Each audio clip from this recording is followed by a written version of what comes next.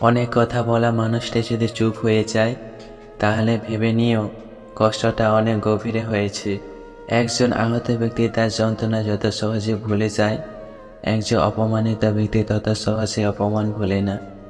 না পাওয়া জিনিসগুলোর প্রতি মায়া একটু বেশিই থাকে। ব্যক্তিত্ব তখনই পরিপক্ক হয় যখন একজন মানুষ সত্যকে নিজের করে নেয়। যে তোমার খেয়াল রাখে তাকে হারিয়ে ফেলো না।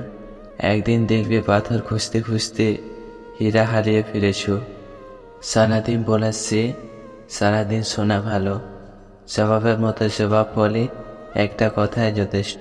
খারাপ সময়টাকে ধন্যবাদ রোজ শিখিয়ে দিচ্ছে জীবনে আসল মানেটাকে।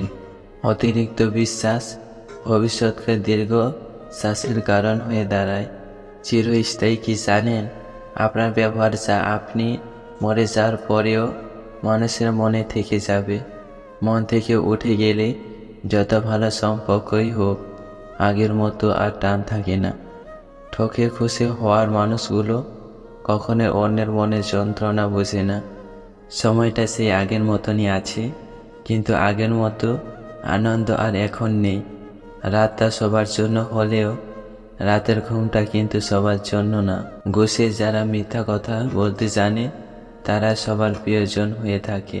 যে মানুষ অন্য মানুষকে নিয়মিত ঠকিয়ে যায়, একটা সময় সে তার নিজের সত্যটার কাছে নিজেই ঠকিয়ে যায়। মন খারাপ হলে একটু কেঁদে নিও, তবু স্বার্থপর লোকের কাছে মন খারাপের কথা বলো না। 3টি বস্তু মানুষকে ধ্বংস করে দেয়: লোভ, হিংসা আর অহংকার।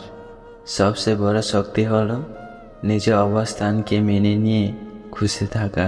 যারা অন্যকে ঠকাতে ভয় পায় তারা নিজেরাই বারবার ঠকে যায়।